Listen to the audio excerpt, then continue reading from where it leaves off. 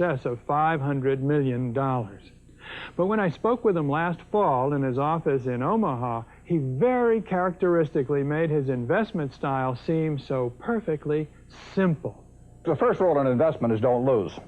And the second rule in investment is don't forget the first rule, and that's all the rules there are. I mean, if you buy things for far below what they're worth, and you buy a group of them, you basically don't lose money. Warren, what do you consider the most important quality for an investment manager?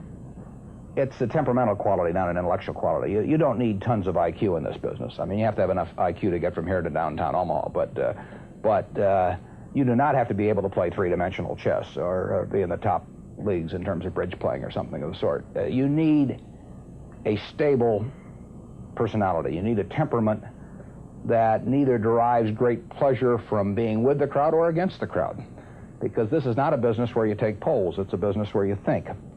And Ben Graham would say that you're not right or wrong because 1,000 people agree with you. And you're not right or wrong because 1,000 people disagree with you. You're right because your facts and your reasoning are right. Warren, what do you do that's different than 90% of the money managers who are in the market? Certainly most of the professional investors focus on what the stock is likely to do in the next year or two, and they have all kinds of arcane methods of approaching that, but they do not really think of themselves as owning a piece of a business. The real test of whether you're investing from a value standpoint or not is whether you care whether the stock market is open tomorrow. If you're making a good investment in a security, it shouldn't bother you if they close down the stock market for 5 years. All the ticker tells me is the price. Yeah. And I can look at the price occasionally to see whether the price is outlandishly cheap or outlandishly high. But prices don't tell me anything about a business. Business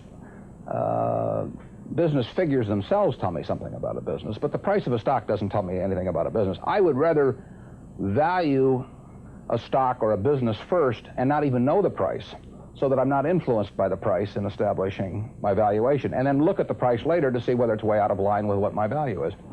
So Buffett chose to stay in this world, Omaha, Nebraska, where corn grows just minutes from downtown. Now, Omaha is a nice town, but nobody claims it's a world financial center. Here, the only thundering herd is actually on 4 feet.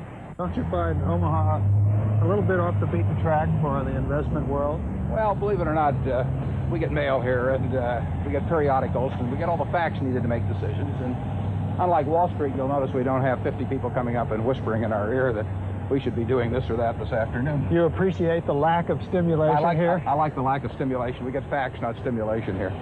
That's terrific. How can you stay away from Wall Street? Well, if I were on Wall Street, I'd probably be a lot poorer. You get overstimulated in Wall Street, and you hear lots of things, and you may shorten your focus, and a short focus is not conducive to long profits. And here I can just focus on what businesses are worth, and I don't need to be in Washington to figure out what the Washington Post newspaper is worth, and I don't need to be in New York to figure out what some other company is worth. It's an intellectual process. And the less static there is in that intellectual process, really the better off you are.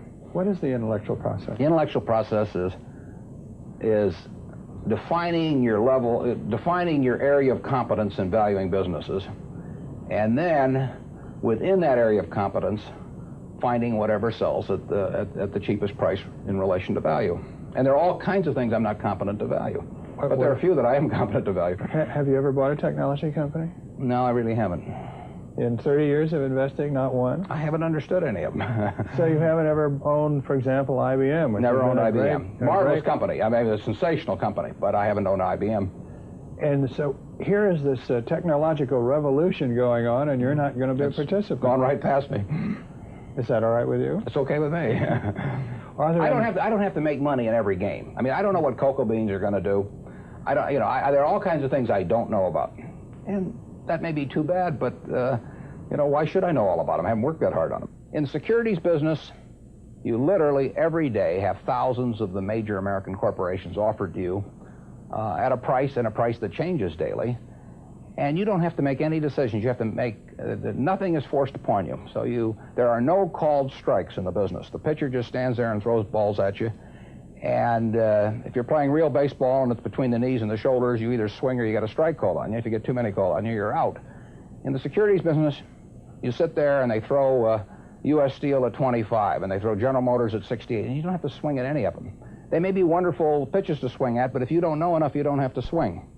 And you can sit there and watch thousands of pitches, and finally you get one right there where you want it, something that you understand, and then you swing. And so you might not swing for 6 months. You might not swing for 2 years. Isn't that boring? It would bore most people, and certainly boredom is a problem with most professional money managers. If they try to sit out an inning or two, not only do they get somewhat antsy, but their clients start yelling, "Swing, you bum!"